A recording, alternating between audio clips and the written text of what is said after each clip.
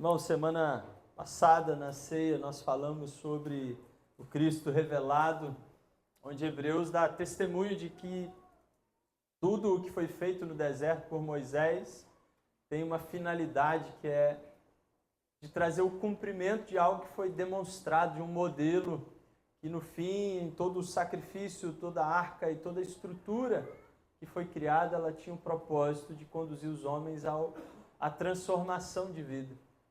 No verso 9 de Hebreus, especificamente, de Hebreus 9, diz que isso é uma ilustração para os nossos dias, indicando que as ofertas e os sacrifícios oferecidos não podiam dar ao adorador uma consciência perfeitamente limpa.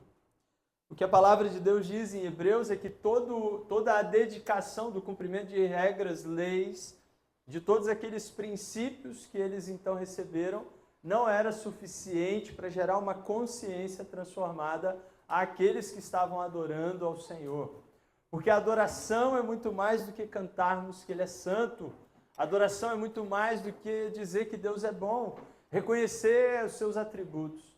A adoração tem a ver com uma mudança de vida, e quando se fala de mudar de vida, isso tem a ver então com a mente transformada no arrependimento.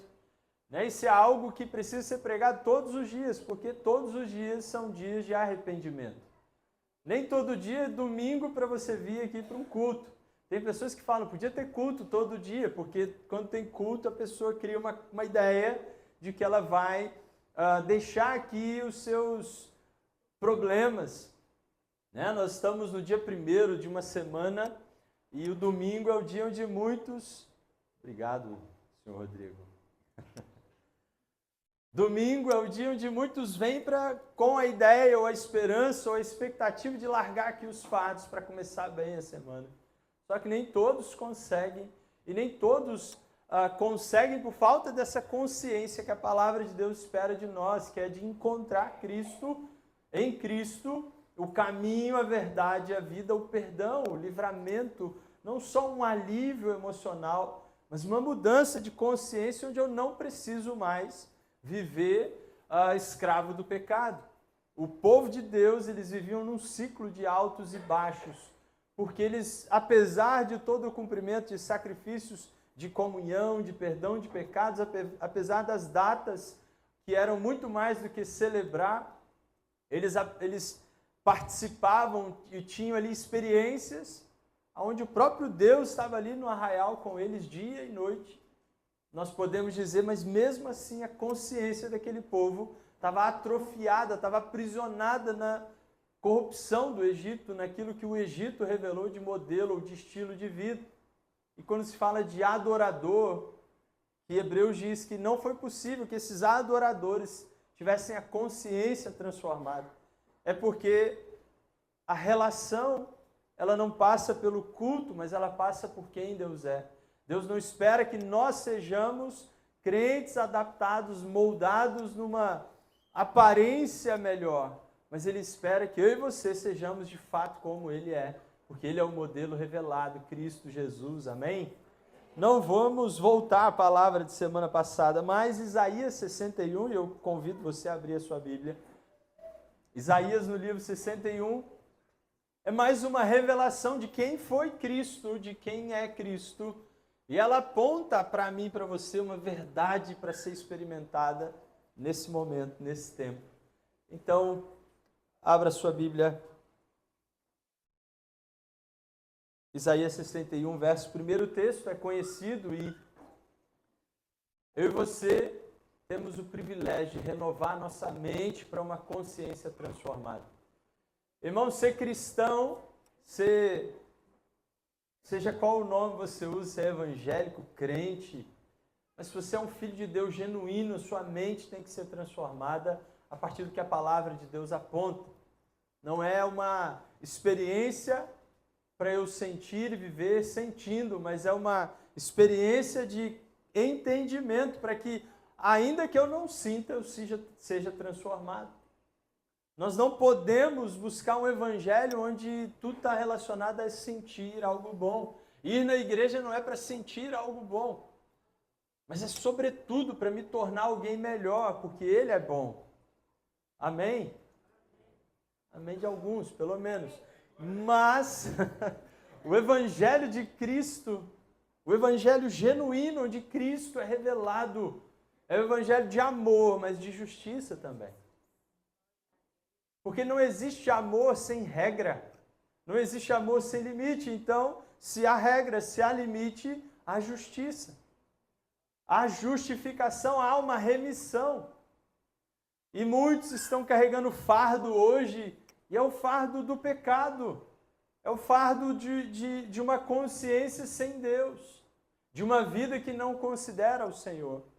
E nós não estamos aqui como juízes falando de pecados para apontar defeitos ou erros, mas para te dizer, sobretudo, da esperança que temos em Cristo Jesus, que é do perdão dos pecados, que é a boa nova, que é Isaías 61, revelando que, verso 1, o Espírito do soberano Senhor está sobre mim, porque o Senhor ungiu-me para levar boas novas aos pobres.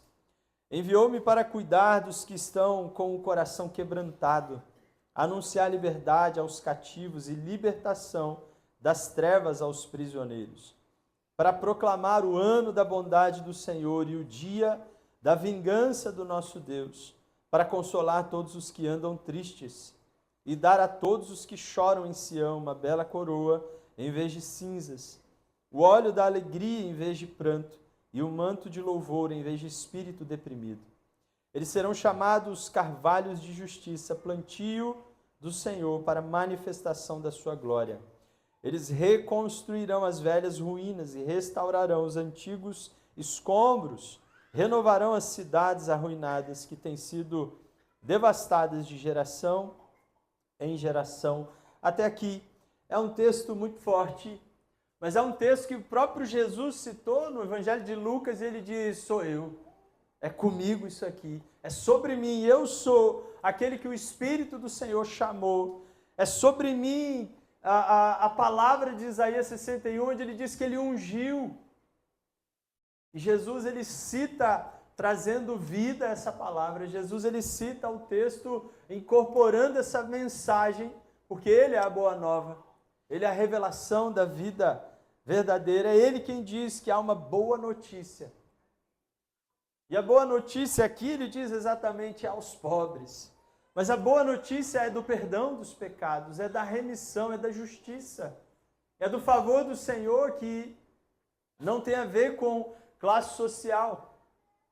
Irmão, você pode ser pobre ou rico, você pode ser mestre ou ser analfabeto, você pode ter muitos bens ou nada, você pode ser empresário ou trabalhar para alguém. Nada disso afeta a sua relação com Deus. Só uma coisa que afeta a nossa relação com Deus, que se chama pecado. Porque pecado não é simplesmente uma falha, mas pecado é a independência de um filho, é a presunção de alguém andando sem Deus, é a consciência de que eu sei o que eu faço, eu sei o que é melhor para mim.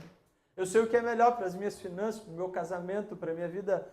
Eu sei o que é melhor para mim, eu não preciso de Deus.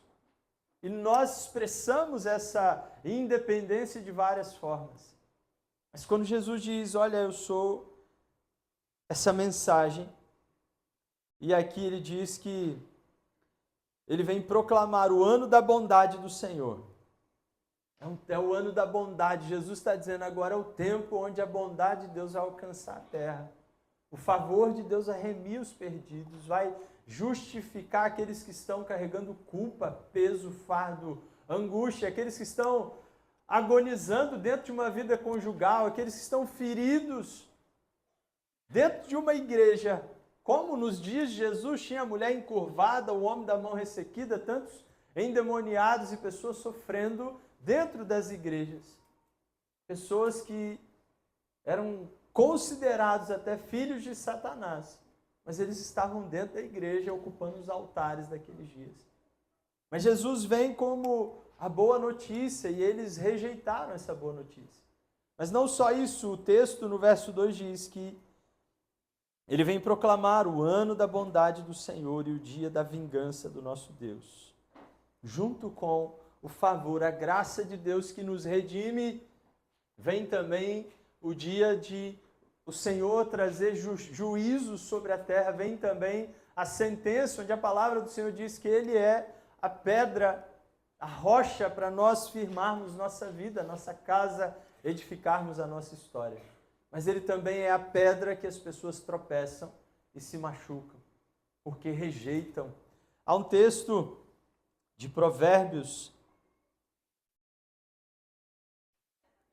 14, verso 9, para você que está anotando, e diz assim: os insensatos zombam da ideia de reparar o pecado cometido, mas a boa vontade está entre os justos. Os loucos, eles zombam da ideia de reparar o pecado cometido, mas a boa vontade está entre os justos. O que a palavra diz é que tem pessoas que estão vivendo de forma louca, de forma inconsequente, achando que eu não preciso lidar com as minhas falhas. Mas reparar os pecados naquele tempo era apresentar um sacrifício.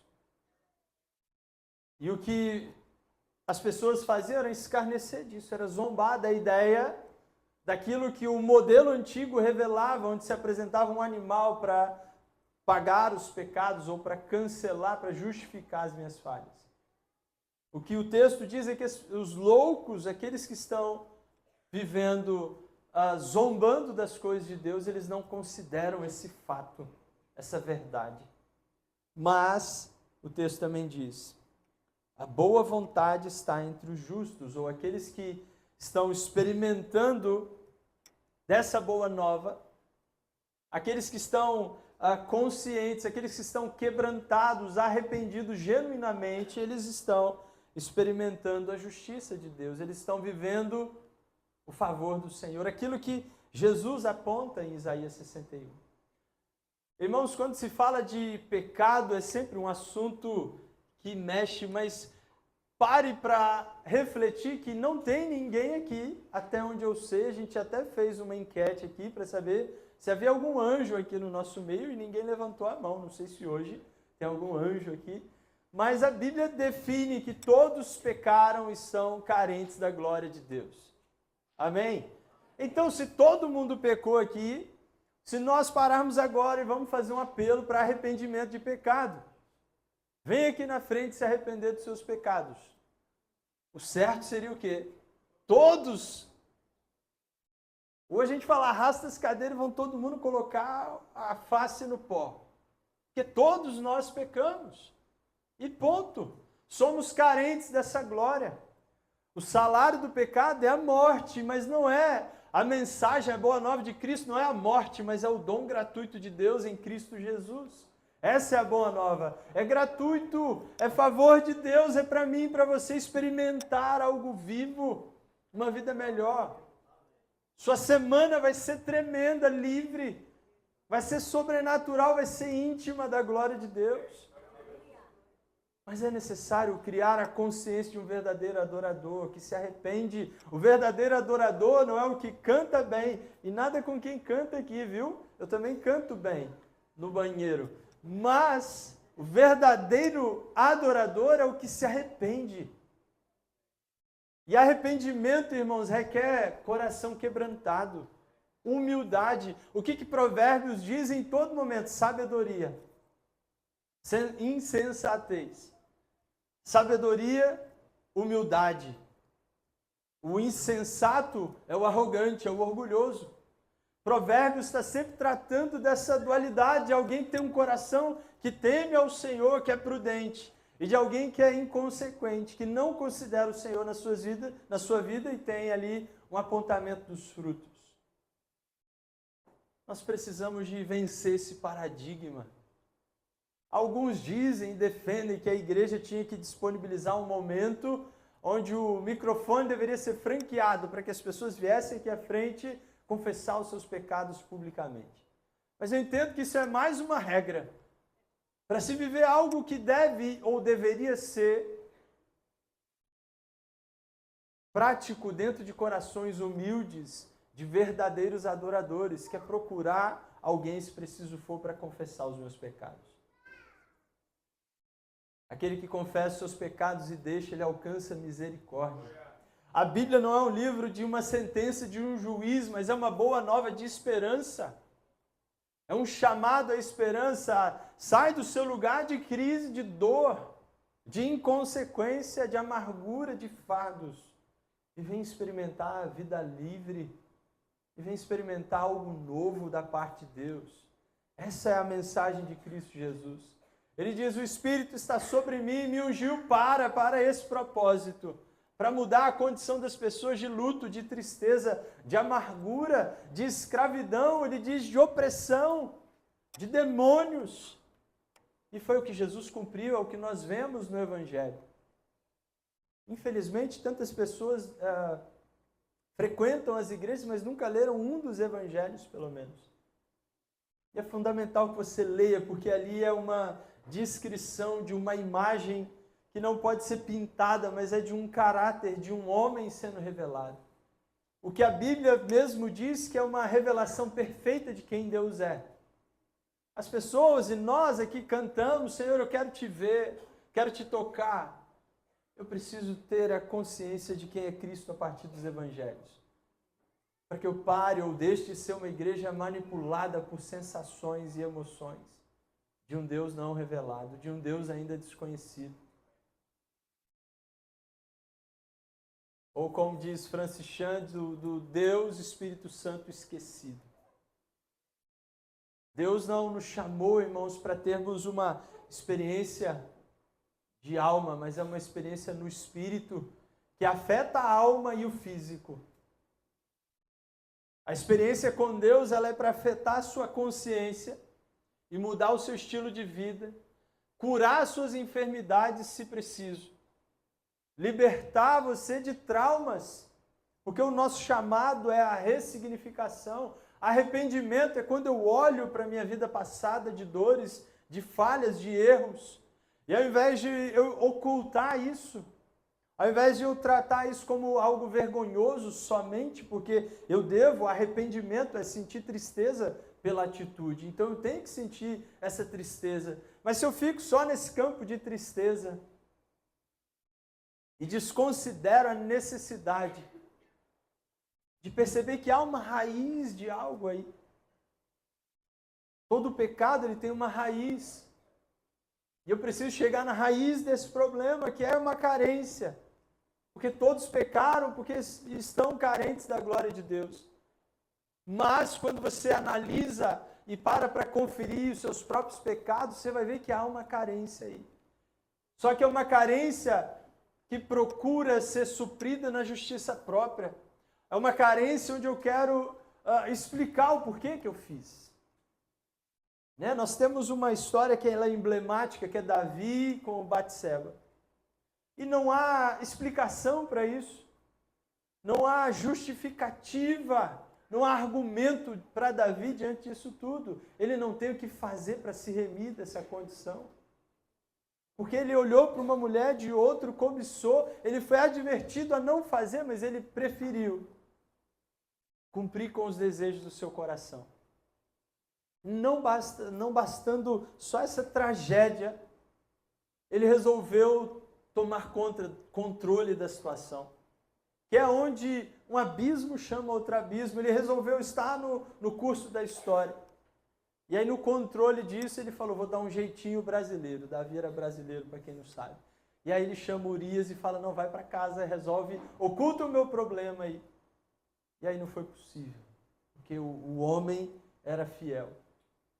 Urias era tão fiel que quando você vê a genealogia de Jesus, está lá a Salomão, filho da mulher que era de Urias, né, a mulher de Davi. Deus remiu a situação. Não tem como reparar ou compensar Urias por tudo que foi feito na terra, porque a vida dele foi tirada de forma injusta. Mas Deus o honrou no sentido de dizer que nada fica em vão no Senhor. Não só na perspectiva do juízo sobre o pecado, mas do favor de Deus sobre a vida dos homens. Deus está dizendo que na genealogia de Jesus tem um homem que apesar de não ter do sangue dele ali, mas ele está sendo honrado porque a casa dele foi remida. Davi foi remido. Batseba foi remido. Porque é o que Deus faz. Não foi um jeitinho na história. O jeitinho da história foi Davi, quando ele tenta consertar o seu adultério, trazendo o homem, manipulando, dando bebida para aquele homem, nada disso resolve. Até o momento que ele a solução então agora é matar ele, que aí acabou, eu fico com a mulher e resolvi o problema. Só que existe um Deus que está vendo todas as coisas.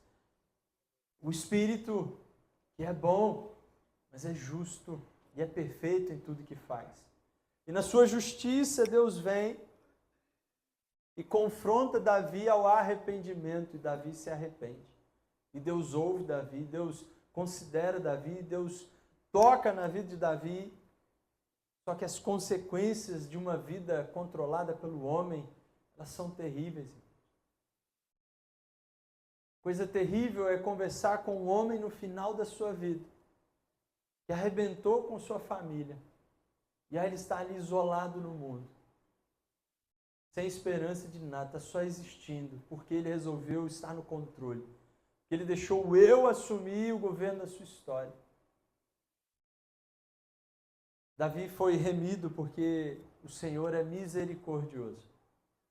Ele lidou com as suas consequências, mas o que a palavra nos exorta e nos chama a considerar é que tudo o que eu faço, ele vai gerar uma consequência, uma semeadura.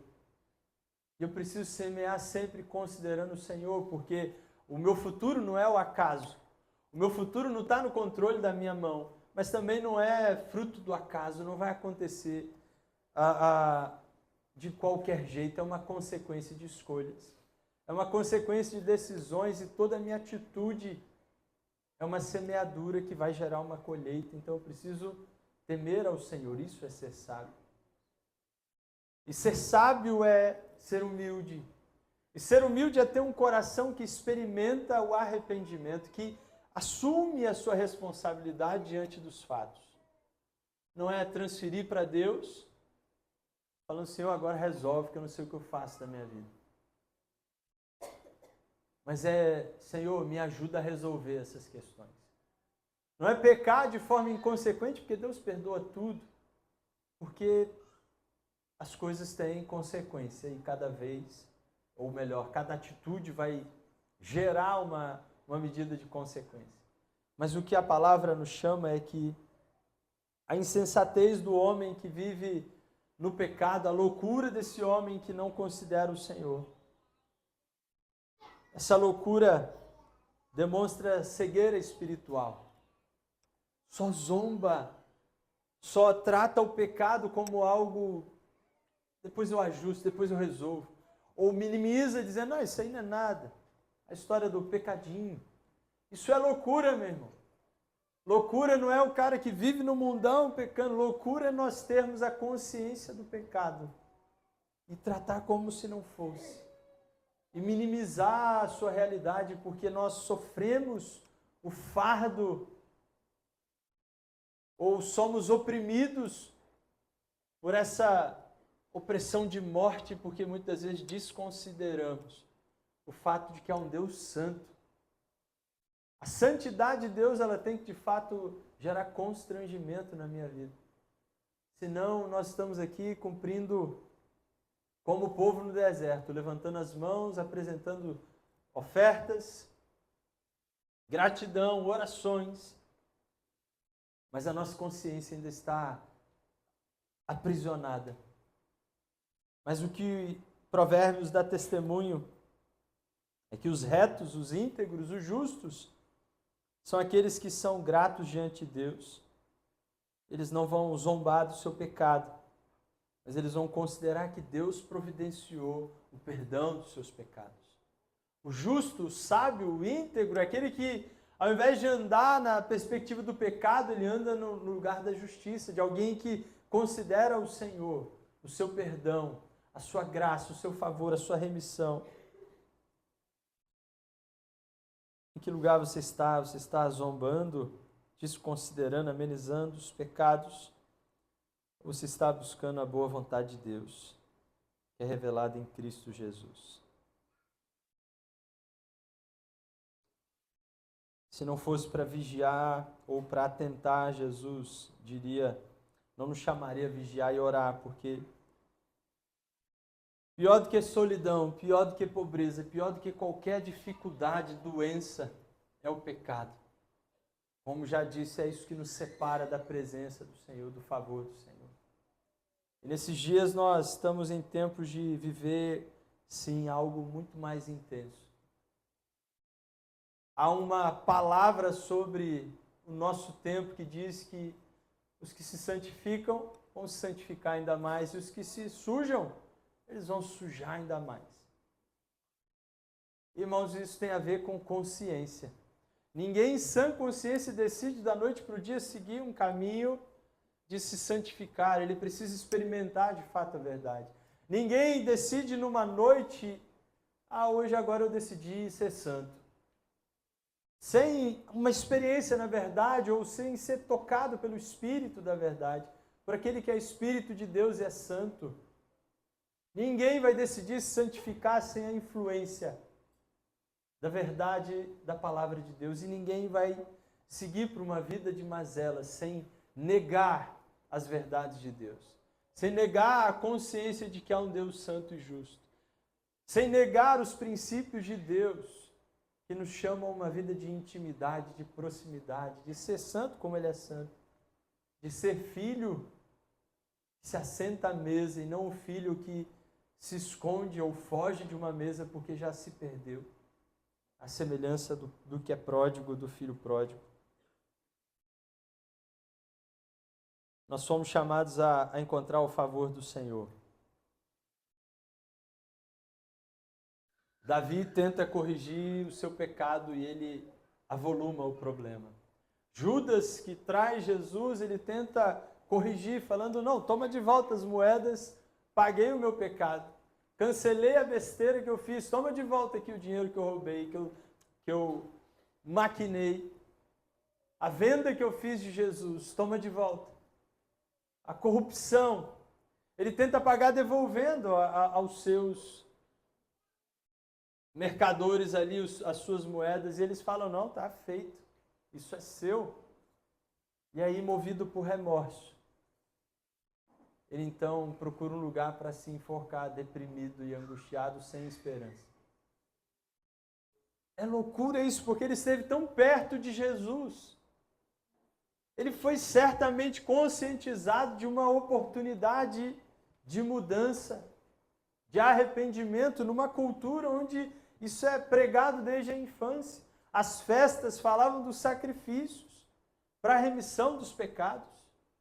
Mas diante disso ele escolhe o caminho de controle sobre o pecado. Pecado não se controla, se confessa. Pecado você não tenta corrigir, você foge, você encerra. Judas ele tenta corrigir e piora ainda mais a situação. O Pedro que trai, que ele simplesmente se abate, ele volta para uma realidade sem Deus, ele volta a ser o pescador, ele tenta lidar, talvez no pior da situação que ele estivesse, na esperança de um resgate, que é o que de fato acontece. Jesus vem e o resgata. Mas o coração de Pedro é o coração que viu que falhou, ele foi advertido e mesmo assim falhou, mas ele não entra no remorso de negar a existência de um Deus bom e misericordioso. Ele não nega a existência da justiça de Deus que o alcançaria. Ele não vai para as trevas e se oculta nas trevas, mas ele, encontrando Cristo, aquele que o Espírito ungiu, aquele que trouxe boa nova ao mundo, encontrando Cristo, ele se arrepende e se reconcilia com um novo tempo, com um novo propósito. Quando se faz uma lista de possíveis pecados, o objetivo é enquadrar alguém em alguma coisa. Porque Os pecados falam das decisões que ferem a pessoa de Deus.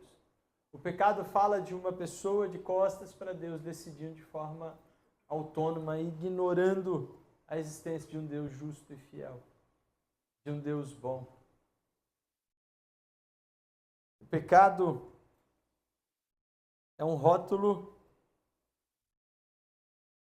de um tropeço, de uma falha. Não inconsciente, mas da priorização da minha carne, da minha vontade, do meu ego. O pecado fala da ignorância. Quando eu troco prazeres por coisas eternas. Quando eu procuro a satisfação imediata em detrimento do que o Senhor tem preparado. É quando eu deixo de considerar que eu sirvo a um bom pai. E sendo um bom pai, ainda que nós venhamos dar pão aos nossos filhos que não venhamos dar pedra aos nossos filhos que pedem pães, ou quando pedem peixes, nós não damos serpentes, cobras, porque nós queremos o melhor para os nossos filhos. Nós sabemos dar coisas boas aos nossos filhos. Nós sabemos agradar os nossos filhos. Mas nós não sabemos do futuro, do amanhã. Quantos pais, acham que estão dando, sei lá, vou mexer com você aqui todinho, suco em caixinha, estou dando o melhor para o meu filho. Aí hoje, no meio desse esse mundo de informações, a gente sabe que aquilo está cheio de veneno, para resumir a história, de açúcar. Nós não sabemos de fato ser totalmente bom. Mas tudo o que Deus faz, e esse é o ponto, tudo o que Deus faz como um bom pai a respeito do nosso futuro, tem a ver com termos a melhor experiência que poderia existir. Tem a ver com chegar no nível de realização máxima dentro de uma vida. Tem a ver com estar suprido plenamente. A questão é, nós estamos rompendo com os nossos pecados e andando na sabedoria, na prudência, na capacidade de escolher considerando o Senhor. Ou a minha consciência está à semelhança do povo no deserto,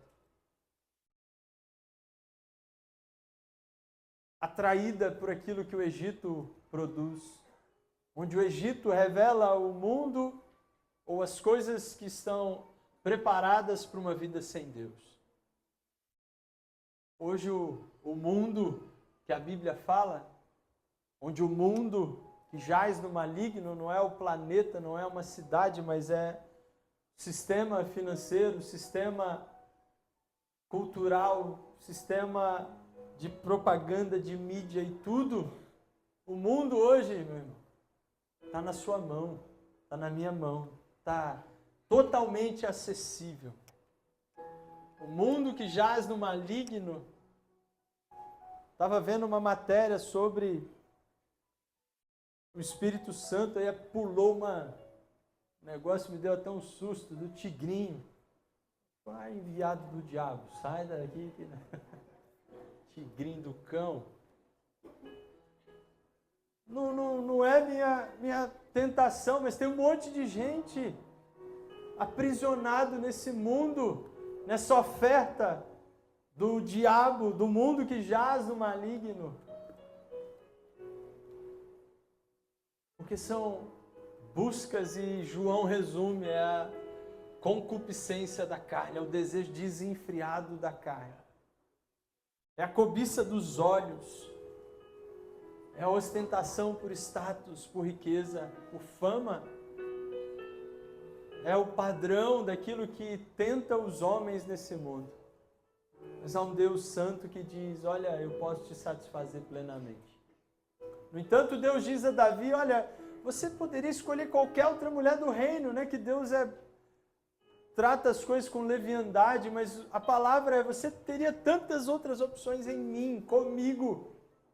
Você foi escolher exatamente o que você não podia fora do lugar onde eu te abençoo. E aí recai sobre ele uma sentença onde você tomou a mulher de um homem no oculto. na calada da noite, mas vão tomar as suas mulheres no meio do dia. Irmãos, Deus ele está presente, é de verdade, não é uma analogia, não é uma figurinha, não é uma palavra de domingo à noite. Ele é um bom pai presente para promover justiça, para trazer a sua boa nova a você, para revelar aos seus olhos que vale a pena. O Espírito, que é o Consolador, é o que nos consola na renúncia do pecado. Não é só no luto de uma perda, mas é na renúncia das coisas desse mundo, dos prazeres. Nós temos consolo do Espírito, força, ânimo, estímulo. De dentro para fora, Paulo diz que nós somos renovados para uma vida plena em Deus. Nós precisamos deixar a nossa consciência renovada sobre um viver em Cristo, para que haja verdadeira paz, para que a segunda-feira ou o seu domingo seja com menos fardo, com menos preocupação, com menos expectativa de dores, com menos tristeza de amanhã, segunda-feira, começa tudo de novo. Não precisa levantar a mão se você já acordou pensando isso hoje. Mas os dias estão maçantes para tantas pessoas. Mas há um Deus que veio para tirar os fardos, para perdoar os pecados, para justificar e tirar de sobre nós toda a condenação, todo o juízo, para que eu possa andar em paz com Ele, em plena realização com Ele. O Espírito do Senhor que está sobre Cristo Jesus, que foi revelado no mundo, é o que Jesus, é o caminho, a verdade e vida que Jesus apontou, que vai de encontro ao Pai. O Espírito trabalha nos conduzindo de encontro ao Pai. O Espírito trabalha mudando a nossa ideia do que é verdade. Porque na mente de um adolescente a verdade é que nada de ruim vai acontecer comigo. Eu fui adolescente. Eu até estava comentando com alguém que na minha época pular na casa dos outros não era crime, não era roubar. Você não roubava fruta, você tirava só as maduras. Eu não tinha pecado nisso. Era a minha verdade. Quando tinha cachorro, a gente dividia o time. Comunhão. Uns chamavam o cachorro no portão, os outros pulavam e subiam e pegavam manga. Né? Puxava a blusa e saía carregado. Era a minha verdade. Só que era pecado, irmãos. Era errado. Não pedir. Já confessei meu pecado, não sei nem onde estão as pessoas mais. Mas o problema é quando eu acho que as atitudes que eu estou tendo, seja com o meu celular ou mundo afora, elas são justificadas na minha verdade. Quando eu me justifico, eu tenho justiça própria. Porque eu trago sobre mim o máximo, ou a melhor sentença que eu consigo trazer sobre a minha vida é morte. Porque eu não sou bom e nem digno. E nem sou aquele que domina a minha vida. Que posso promover um dia a mais aos meus dias. Tudo está na mão dele. Então é necessário nós andarmos na verdade, daquilo que o Espírito promove. Então, que hoje, sem pensar na pessoa que está do seu lado, você tome a consciência de que todos pecaram e carecem da glória de Deus. Que todos pecaram e talvez o que eu preciso de orar é: Senhor, já não sei nem mais o que é pecado, porque eu criei meu senso de justiça própria do que é certo e errado. Eu já me acomodei num lugar onde não há, a sua santidade não acessa, então sou eu e eu. E a minha vida é uma aparência de um verdadeiro adorador, de alguém que conhece o Senhor. Mas quando a palavra diz que o dom gratuito de Deus é a vida eterna em Cristo Jesus, deixa isso ser como uma espada que arranca as escamas dos olhos ou que quebra uma pedra sobre o seu coração, para que você experimente um genuíno arrependimento, uma tristeza profunda por causa dos seus erros, uma decisão firme de não mais viver nesse lugar, e uma busca para que o Espírito de Deus te conduza em novidade de vida, em paz genuína, na justiça que o céu promove sobre a terra. Amém? Eu te convido a fechar os seus olhos.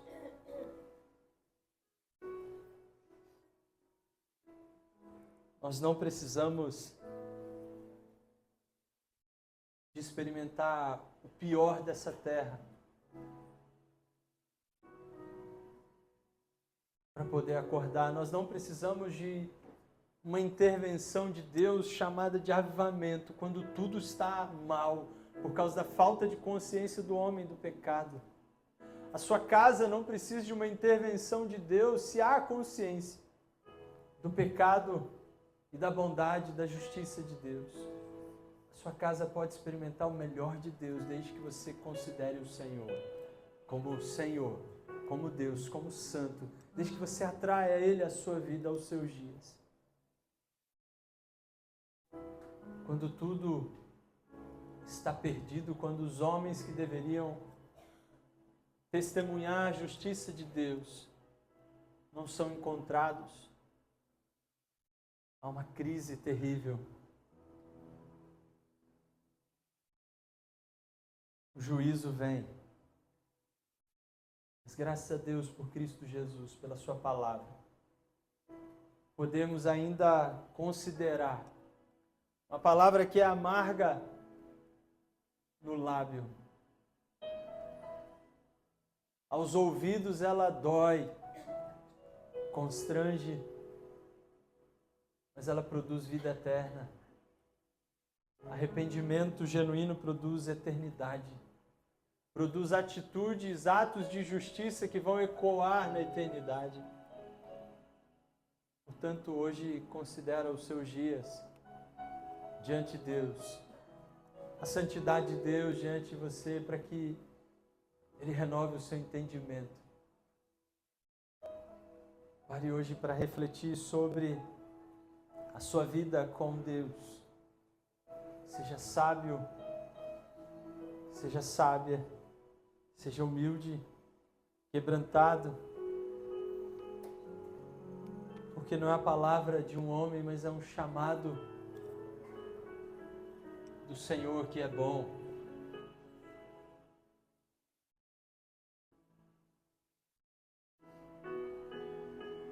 Fala conosco, Espírito Santo.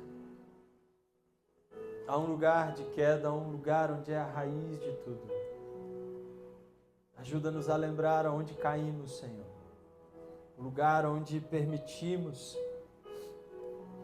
negar a consciência de Cristo, negar a Tua santidade. Lembra-nos do dia e do lugar onde admitimos ser pecadores sem arrependimento.